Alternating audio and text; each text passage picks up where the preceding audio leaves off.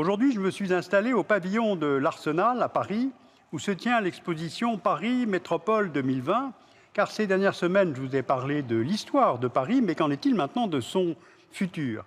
Car Paris doit tout à la fois rester fidèle à son histoire et protéger son incroyable patrimoine. Et en même temps, c'est une capitale qui est inscrite dans l'économie mondialisée. Elle doit être respectueuse de l'après-Kyoto, c'est-à-dire sobre en énergie, peu polluante. En même temps, il faut construire des logements, améliorer l'offre de transport entre la banlieue et le centre notamment. C'est donc la quadrature de ce cercle que va tenter de résoudre les projets du Grand Paris et dont je vais vous parler aujourd'hui. Regardez cette vue aérienne. Elle nous montre un territoire d'environ 15 000 km² autour de Paris, capitale de la France. Mais de quoi parlons-nous exactement? Du bassin parisien, de la région parisienne, de l'Île-de-France? Donc soyons précis. D'abord, il y a la ville de Paris elle-même, intramuros, dont vous voyez là les limites administratives et dont je vous ai longuement raconté l'histoire. Au-delà, c'est ce qu'on appelle la petite couronne. Il s'agit des départements immédiatement voisins de Paris et qui sont au nombre de trois: Hauts-de-Seine, Seine-Saint-Denis, Val-de-Marne. Ils sont eux-mêmes entourés par les départements de la Grande Couronne: Seine-et-Marne, Essonne, Yvelines et Val d'Oise. Et c'est tout cet ensemble qui forme la région Île-de-France. L'Île-de-France est l'une des 22 régions que compte le pays.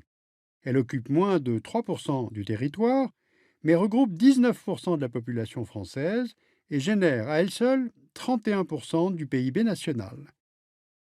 La vie économique et sociale de la région est très centrée sur la capitale. D'ailleurs, le tracé des réseaux de transport le montre très bien. Regardez ce plan du RER, le réseau express régional. On voit que les lignes convergent vers Paris et que le RER, contrairement à ce que ce nom de réseau indique, ne connecte pas les villes de la périphérie entre elles.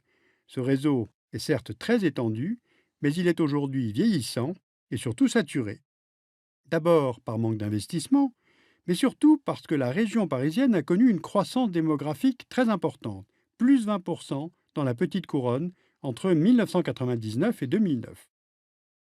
Ainsi, le RER A passe souvent la barre du million de voyageurs par jour, ou encore, en une journée, il y a plus de voyageurs sur la ligne RER B qu'il n'y en a sur l'ensemble du réseau TGV en France. Et pour bien prendre la mesure de cette saturation, comparons les densités de population. Alors que la moyenne nationale est de 114 habitants au kilomètre carré, elle est de 976 en Île-de-France et de plus de 21 000 habitants au kilomètre carré à Paris. En fait, c'est l'une des plus fortes densités urbaines au monde. Pour vous donner une idée, New York, c'est un petit peu plus que 10 000 habitants au kilomètre carré et Hong Kong, 6 400 habitants au kilomètre carré. Et l'une des explications de cette densité, c'est la faible superficie de Paris. La ville intramuros fait 105 km², ce qui est peu comparé à Berlin, Rome ou encore Londres, qui est 15 fois plus vaste, même si les contours administratifs sont différents. Alors comment expliquer que Paris soit si peu étendue en comparaison des autres capitales européennes? D'abord, la ville n'a cessé d'être limitée par ses enceintes, qu'elles soient militaires, administratives ou fiscales. Enceinte de Philippe-Auguste, enceinte de Charles V, barrière fiscale des fermiers généraux, fortification de Thiers. Cette dernière enceinte a été détruite dans les années 1920, mais c'est pourtant juste à côté qu'on a construit, à partir de 1960, cette autoroute urbaine qu'est le boulevard périphérique et qui, une fois encore, limite et isole la ville. À tout cela s'ajoutent les règlements d'urbanisme. Jusqu'en novembre 2010, et à quelques exceptions près, la hauteur constructible était limitée à 25 mètres dans les arrondissements centraux et à 37 mètres dans les arrondissements périphériques. Ceci afin de protéger l'extraordinaire cohérence architecturale de cette ville vieille de 2000 ans.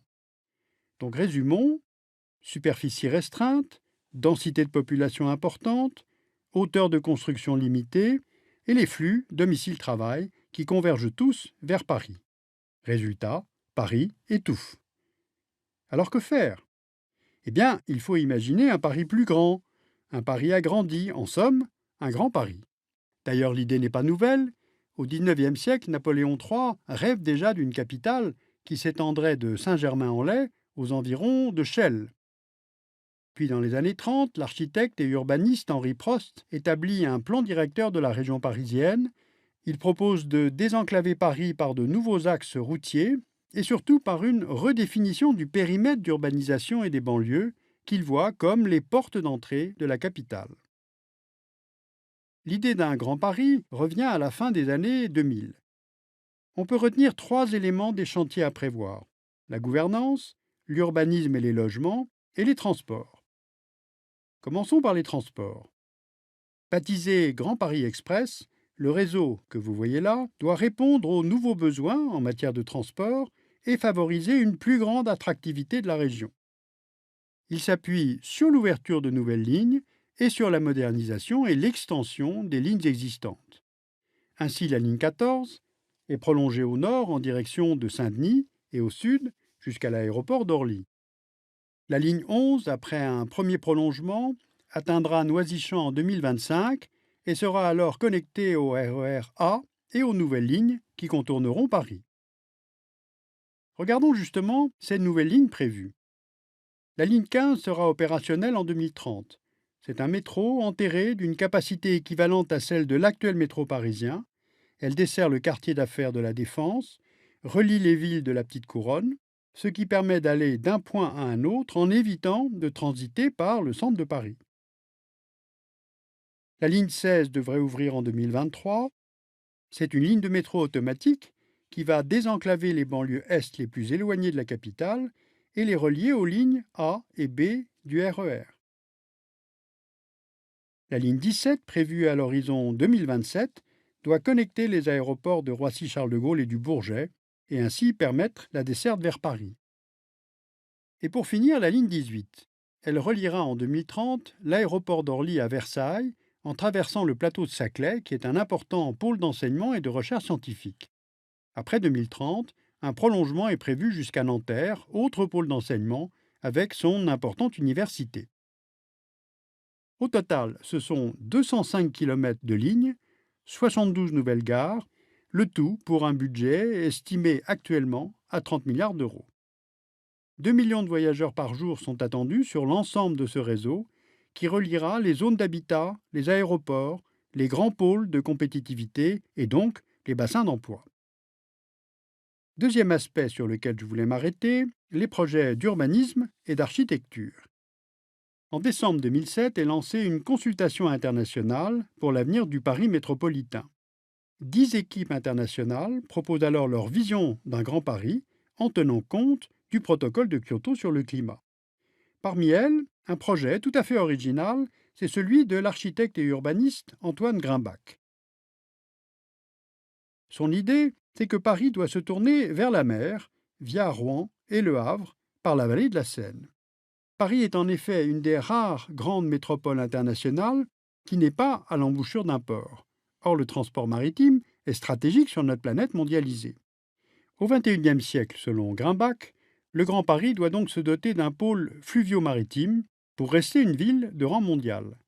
La vallée de la Seine deviendrait ainsi l'axe de la métropole, permettant pour une fois une croissance linéaire plutôt que radioconcentrique.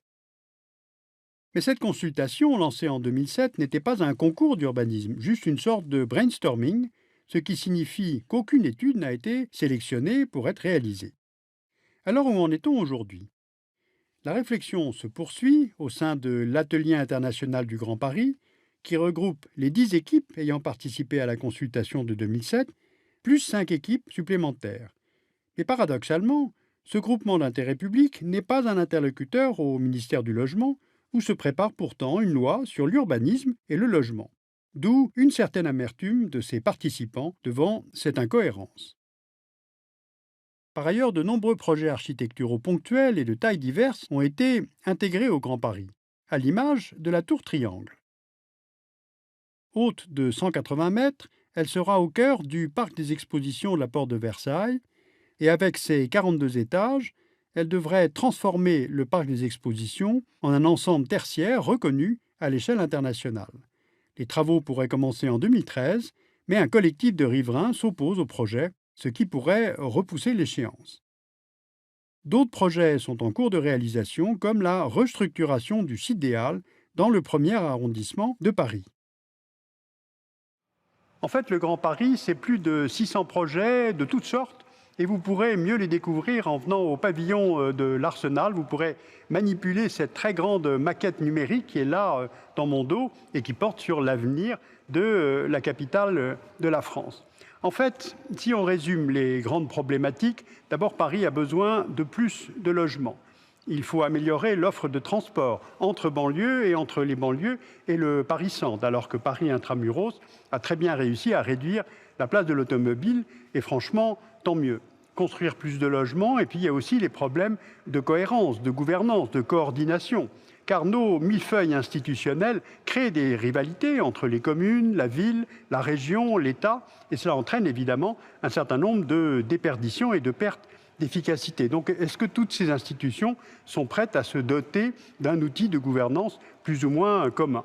Et puis, il y a la question de l'urbanisme, car avec la désindustrialisation qui s'est achevée dans la douleur, la crise des banlieues, la crise de l'environnement et de l'énergie, comment retisser les liens autour de Paris et dans Paris?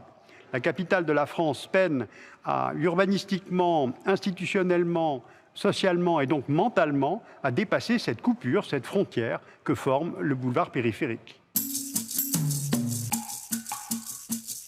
Si vous voulez en savoir plus, je vous invite à aller sur le site du Dessous des cartes. Nous avons regroupé tous les livres et tous les liens que nous avons consultés pour préparer ce dossier passionnant.